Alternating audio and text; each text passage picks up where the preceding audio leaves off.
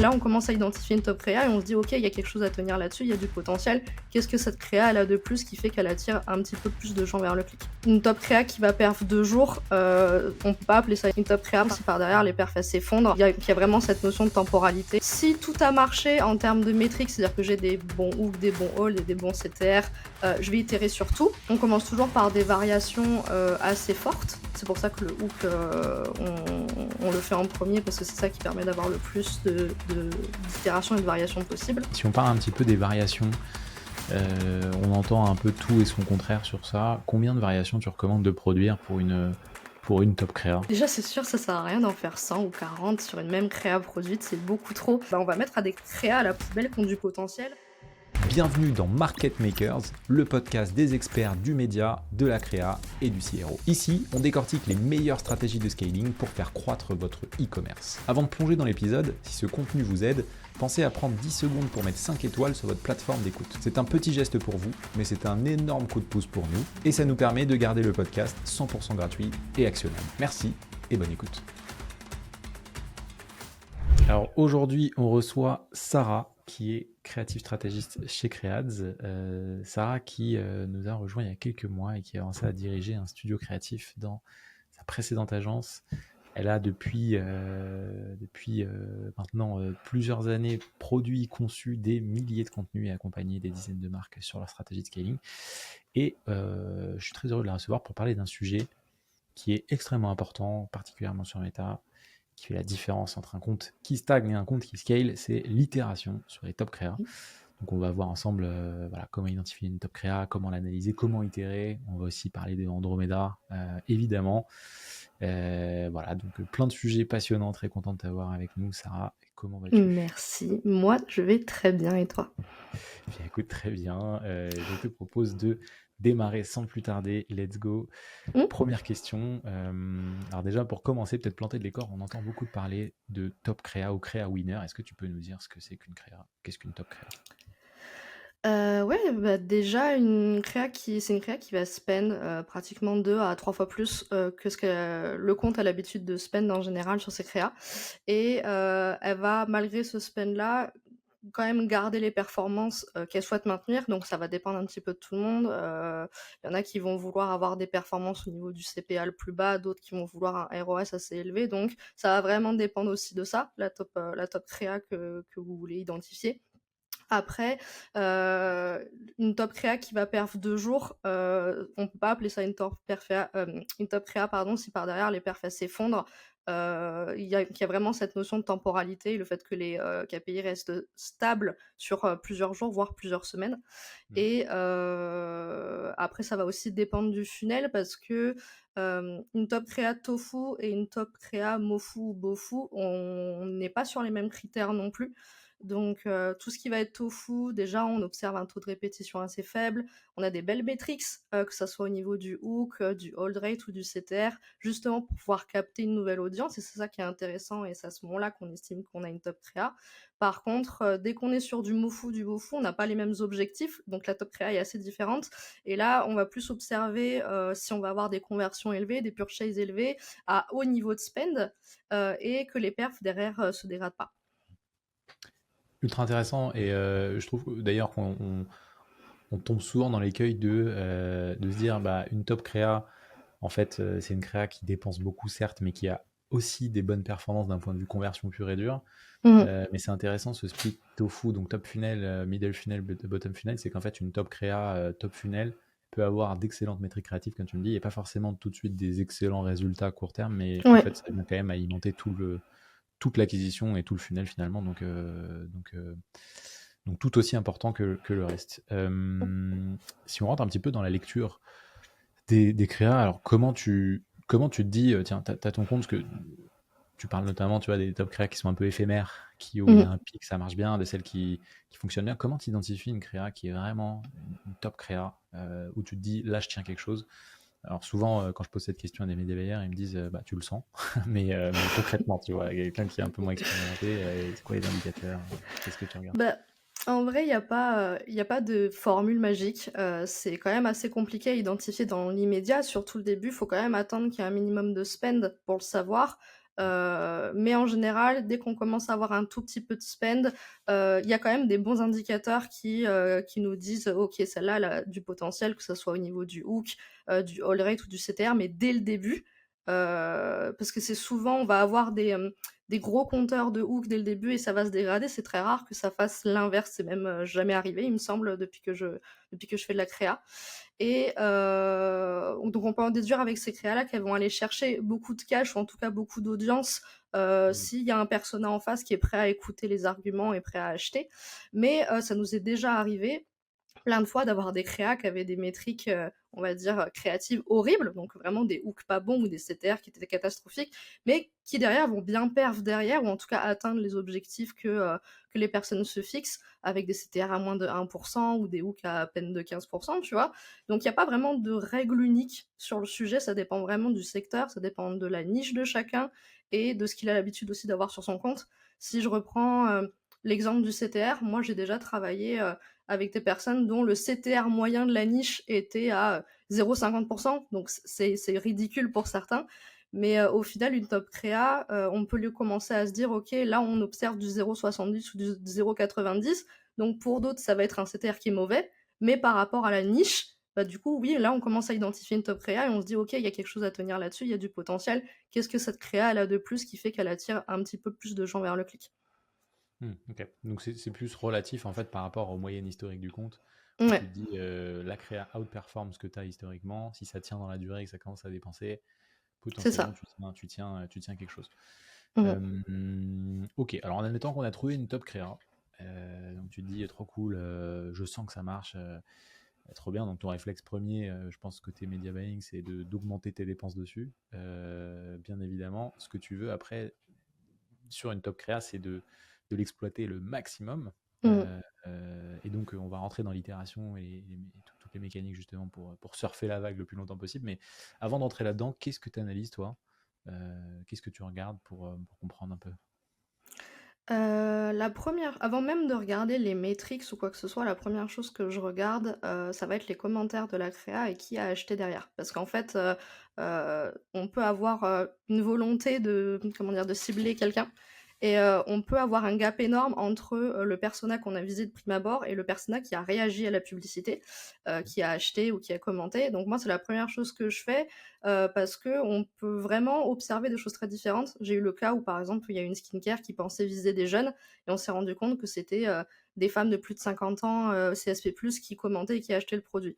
Donc, une fois qu'on comprend qu'en fait, on touche une certaine catégorie de persona-là, on est capable de dire, ok, bon, bah, ce persona-là, je l'ai ciblé.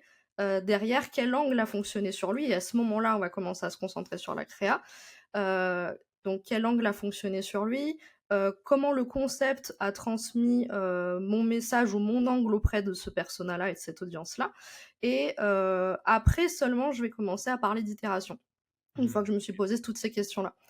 Et si tout a marché en termes de métriques, c'est-à-dire que j'ai des bons hooks, des bons hauls et des bons CTR, je vais itérer sur tout. Donc je vais itérer en proposant un autre concept à ce même persona, en proposant le même concept exactement à un autre type d'audience.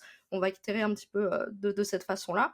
Si par contre je vois qu'au niveau des stats, il y a un élément comme le hook par exemple ou le CTR qui est moins bon, je vais d'abord itérer sur ça et la plupart du temps c'est ce qui arrive, on commence par itérer sur le hook. Hmm, ok. Ultra intéressant.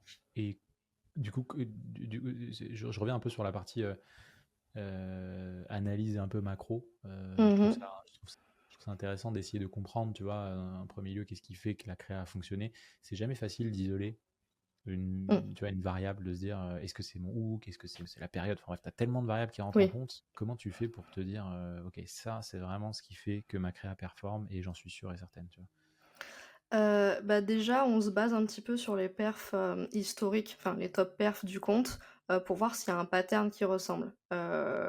Est-ce que, c'est les hooks un petit peu catchy qui vont mieux fonctionner? Est-ce qu'on se rend compte que, les top créas ont des montages un petit peu plus dynamiques que d'habitude? Est-ce qu'elles ont des chansons hyper rock'n'roll? Voilà, on va essayer d'observer un pattern, Mm. déjà par rapport à l'historique du compte et se dire ah bah peut-être que là on a réutilisé tel ou tel élément donc c'est peut-être ça qui fait la différence. Après, dans le cas où c'est pas le cas, pour un lancement quelconque de produit ou quoi que ce soit, ça peut arriver qu'on n'ait pas forcément d'historique sur le compte. Là, l'objectif, c'est de faire un maximum de variations sur les angles, certes, mais sur les concepts aussi, pour être capable de déterminer si c'est le message qui fonctionne, le concept en lui-même ou la façon de le faire, donc la structure de la créa, ou si c'est vraiment l'angle à proprement parler qui fonctionne. Et à ce moment-là, un angle, on peut le décliner sur des dizaines de concepts totalement différents. Hmm. Mais, euh, mais voilà, du coup. Donc tu essayes d'isoler et de comprendre en analysant globalement les patterns, Mm. ce qui fait que cette créa particulièrement fonctionne. Et sur cette base-là, donc toi, ton point de départ sur l'itération, c'est de se dire ce qui fonctionne, c'est ça que je vais essayer d'isoler et je vais faire varier ce Mm. qu'il y a autour, ou tu fais varier ou pas exactement. Ça va dépendre.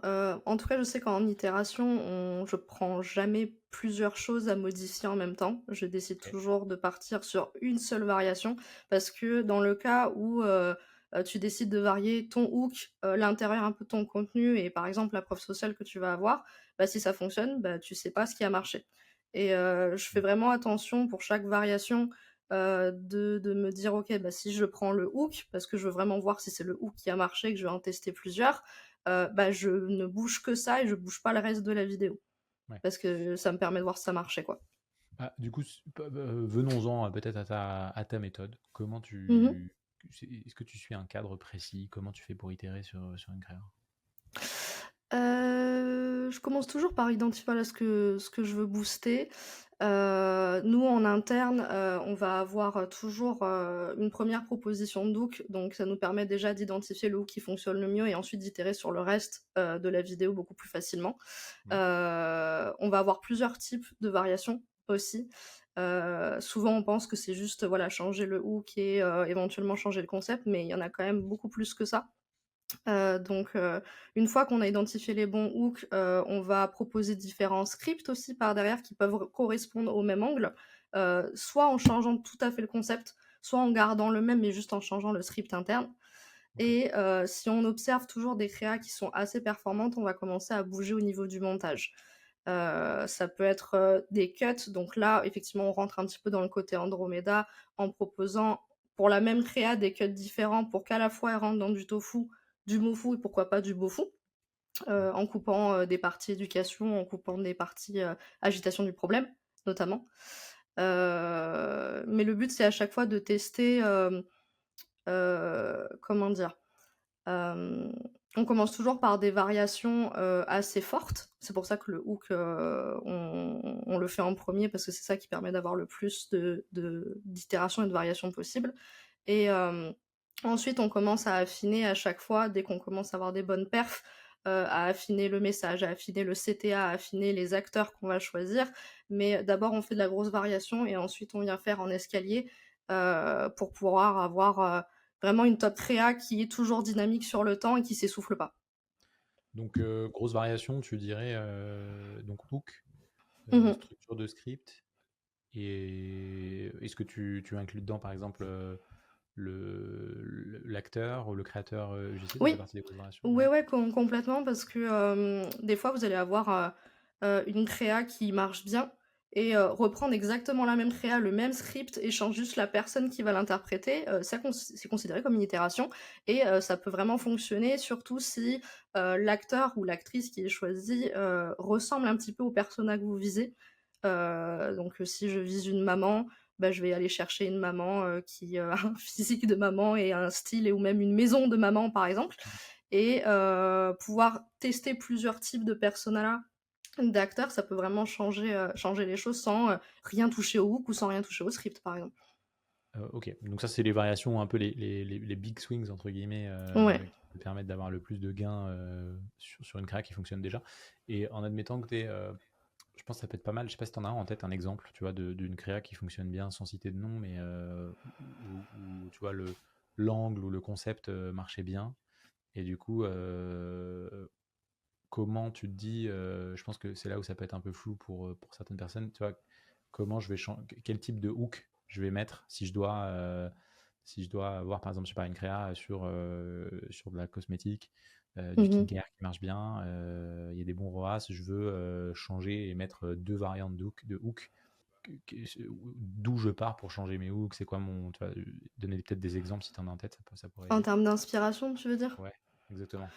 Ma question Bah, était pas du pour tout la claire, mais, mais c'est ok, j'ai bien compris. pour, pour la skincare, par exemple, si on reste vraiment sur ce côté-là, bah, forcément, la comment on appelle ça? L'idéation et aller chercher ce que font les concurrents, c'est déjà le meilleur moyen de varier les hooks, en fait, parce qu'on n'a pas toujours des idées tout le temps. Il faut toujours aller voir ce que fait la concurrence pour, essayer de voir ce qui fonctionne bien chez eux pour, trouver quelque chose d'un peu équivalent. Donc, si on est sur le skincare, je réfléchis. Skincare ou autre, Hem, d'ailleurs, hein, c'est un exemple que ouais, j'avais comme ça. skincare ou autre. Hem, Moi, je Est-ce que sais tu... que je vais varier, souvent avec un message provocateur. Le hook en lui-même va pas changer, on va peut-être rester sur un facecam avec quelqu'un qui va tenir le produit, par exemple, Ouais, mais le message qui va être transmis, on va tester différentes choses pour aller titiller l'ego, ou le problème de la personne, ouais. avec différentes émotions, qu'elles soient, négatives ou qu'elles soient positives. En général, on observe quand même que les itérations négatives fonctionnent mieux, mais c'est vrai que ça va plus être sur le message, qu'il faut itérer dans le hook, plus que sur, le hook visuel à proprement parler. Mais si vraiment on veut, itérer sur le hook visuel parce qu'on estime que notre, tagline, elle fonctionne bien et qu'on veut la garder, par exemple, parce qu'elle fonctionne bien, peu importe le format, là, effectivement, un hook visuel, c'est intéressant et c'est les B-roll, qui viennent, beaucoup, intervenir là-dedans. C'est ce qu'on fait aussi quand on fait des tournages avec l'équipe, ou qu'on va voir une actrice UGC. On demande énormément de b-roll différents où sur le coup on se dit peut-être qu'on va pas en avoir besoin et en fait on va venir les intégrer et les tester en hook pour voir qu'est-ce qui fonctionne le mieux. Est-ce que ça va être, si on reprend la skincare, quelque chose de très sensoriel, un peu ASMR avec quelque chose qui va couler sur la main? Est-ce que ça va être le fait de voir un visage humain? Est-ce que ça va être, le fait de l'ajouter dans une trousse et de se poser une question sans qu'on voit le visage en mode POV? Et en fait, c'est ça qu'on va venir tester. En hook, ça va être les différents, vraiment un mélange de messages et de hook visuels. Pas trop les 2 en même temps, parce que sinon on va pas comprendre ce qui marche. Hmm. Mais voilà, c'est vraiment 2 façons de varier les hooks qui est assez intéressante. Ok, trop cool. Si on parle un petit peu des variations, on entend un peu tout et son contraire sur ça. Combien de variations tu recommandes de produire pour une top créa? Est-ce qu'on se parle de une, Ouais. 2, 5, 10, 100? Déjà, c'est sûr, ça sert à rien d'en faire 100 ou 40 sur une même créa produite, c'est beaucoup trop.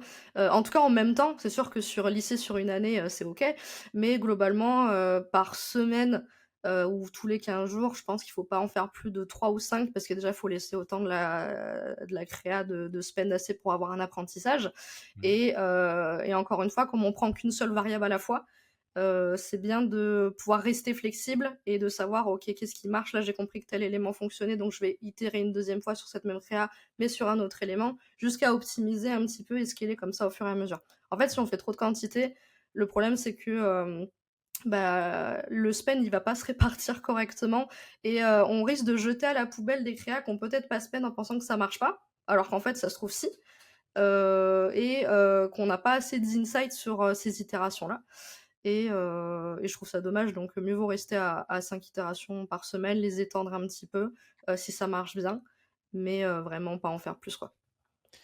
On n'a pas parlé d'Andromeda, mais ça m'intéresse d'avoir ton avis, Mmh. en sachant que c'est encore assez nouveau et que du coup l'impact que ça a sur le compte, même si on commence à bien comprendre, reste encore assez flou. Enfin, tu me dis, je parle sous ton contrôle, Mmh.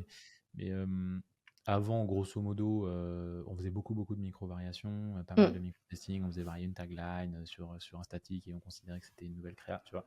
Aujourd'hui, avec Andromeda et tous les nouveaux indicateurs, ça va plutôt dans le sens de se dire il faut faire plus de concepts, plus de diversité créative, moins de variations. C'est quoi ton avis là-dessus? Moi, je pense que tout est pas blanc ou noir. Il y a eu une grosse panique justement, du côté d'Andromeda et on voit même qu'il y a beaucoup de comptes qui décident de freiner sur les itérations. Moi, je pense que c'est pas une bonne idée. de complètement freiner. Pour moi, il faut quand même garder une proportion d'itération sur le compte, déjà pour avoir un petit peu de variations qui ne sont pas que des nouveaux concepts. Je dirais à hauteur de peut-être un petit 20 hein, de variations, quelque chose comme ça. Mais en fait, le risque d'avoir que des nouveaux concepts, c'est que, on va mettre à des créas à la poubelle qui ont du potentiel si, comment dire? Si on décide pas d'itérer dessus et de comprendre pourquoi elle marche pas. Et si on prend par exemple un micro-trottoir, donc on va lancer un micro-trottoir, bon ça marche ok mais sans plus, donc on décide de pas itérer dessus, et au final on va peut-être laisser tomber le concept micro-trottoir, alors que ça se trouve, c'est la première question qui est en haut qui fonctionne pas. Le prospect il se reconnaît pas dans les personnes interviewées, ou le hook il était peut-être pas assez fort pour empêcher le scroll. Et tout ça on l'apprend qu'à travers de l'itération. Et ça serait dommage du coup de jeter un concept aussi important qu'un micro-trottoir, ou peu importe le concept, hein, juste parce qu'on a décidé de pas itérer dessus, parce qu'il faut absolument du nouveau concept pour Andromeda. Pour moi, il y a plein de choses qui peuvent être comprises qu'en itérant, et il y a trop de marques qui deviennent frileuses aujourd'hui de faire ça, mais c'est vraiment important de garder au moins 15-20% d'itération pour continuer d'avoir des apprentissages qui ont une rigueur et qui ont des datas claires, quoi. Je suis totalement d'accord avec toi. C'est ce que j'essaye d'expliquer à pas mal de marques avec qui j'échange. En fait, le nouveau concept, ça te permet d'aller chercher des nouvelles poches d'audience. Mais si tu arrêtes complètement l'itération, en fait, tu jettes de l'argent par les fenêtres, parce que même une créa, là tu parlais d'un exemple qui fonctionne pas, mais même une créa qui fonctionne, Mm. ça se trouve en améliorant ton hook, tu doubles le nombre de personnes qui Ouais. s'arrêtent sur ta créa, mais ça reste tout aussi qualifié. Donc en fait, tu doubles le nombre de personnes qui vont jusqu'au bout. Et si tes taux de clics / taux de conversion restent égaux, tu doubles ton ROAS, tu vois, et tu Mhm. divises par deux tes coûts d'acquisition. Donc je trouve que c'est se priver même d'augmenter le ROI sur des top créas, que Ouais. l'inverse. Donc voilà, ce qui est certain, c'est que oui, ça ne permet pas d'aller conquérir de nouveaux terrains, de nouvelles audiences, mais je te rejoins, ça reste central. Si on revient sur les itérations, tu as parlé tout à l'heure de quelques exemples. C'est quoi un peu ce que tu observes comme étant les itérations qui donnent historiquement les meilleurs résultats, les big swings, les choses un peu faciles, tu vois, qui marchent bien? Mm. Bon, déjà, on a parlé du hook plein de fois, donc je vais pas forcément revenir dessus, mais c'est le plus facile. C'est le plus facile, c'est ce qui a le plus gros impact, parce que c'est ce qui fait littéralement arrêter les gens sur la créa. Donc, et en plus, c'est ce qui coûte le moins à faire. Littéralement, il n'y a pas besoin de refaire toute une vidéo, il faut juste changer une partie textuelle ou une partie visuelle, comme j'en ai parlé tout à l'heure. Après, j'en ai déjà parlé aussi, le fait de remonter de façon plus courte une créa qui fonctionne pas trop mal, ça fonctionne bien. Des fois, juste que t'aies une partie un peu trop éducation, un peu trop focus problème, parler directement de la marque et rajouter allez, un petit bandeau promotionnel parce qu'on est en plein Black Friday, ça vient tout exploser par derrière et ça demande vraiment pas beaucoup de travail. Et dans les autres itérations qui sont plutôt positives aussi, c'est tout ce qui est ajout de b-roll. Donc si je vais avoir une créa très facecam par exemple, qui utilise pas trop de plans illustratifs, des fois juste réinjecter un peu de b-roll, réinjecter un peu de vidéos libres de droit pour pouvoir un petit peu donner des shots de dopamine et faire en sorte que l'audience ne décroche pas pendant qu'elle regarde la publicité. C'est une itération qui fonctionne très bien. Encore une fois, elle n'est pas très compliquée si on prend un petit peu d'avance avec les acteurs lors des tournages, etc. Mais ça reste une itération intéressante. Dans les itérations qui servent à moitié à rien, il y a tout ce qui est changement de couleur ou de police. Ça, c'est pas très pertinent de le faire.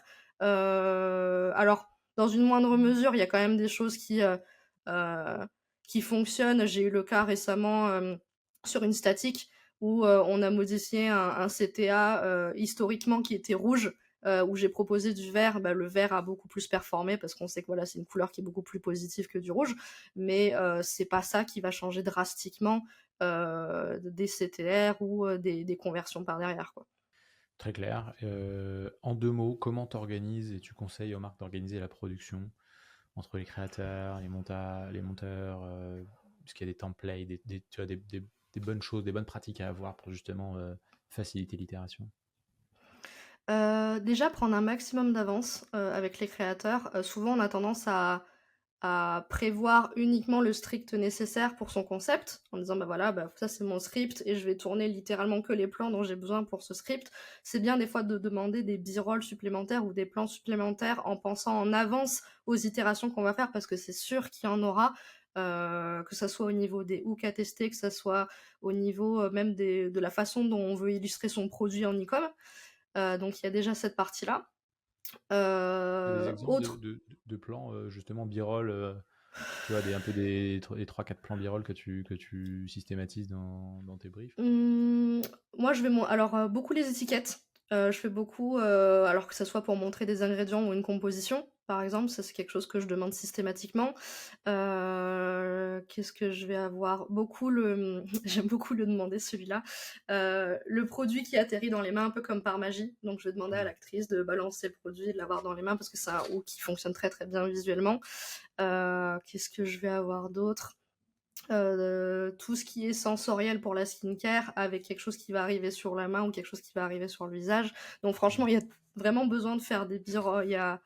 Il y a vraiment moyen de faire des b-rolls en grande quantité. Il faut pas en demander 500 non plus, mais assez pour qu'on puisse se dire, ok, à partir de tout ça, est-ce que je peux faire 4, 5, 6 vidéos d'avance sans redemander un tournage ou un reshoot déjà, tu vois.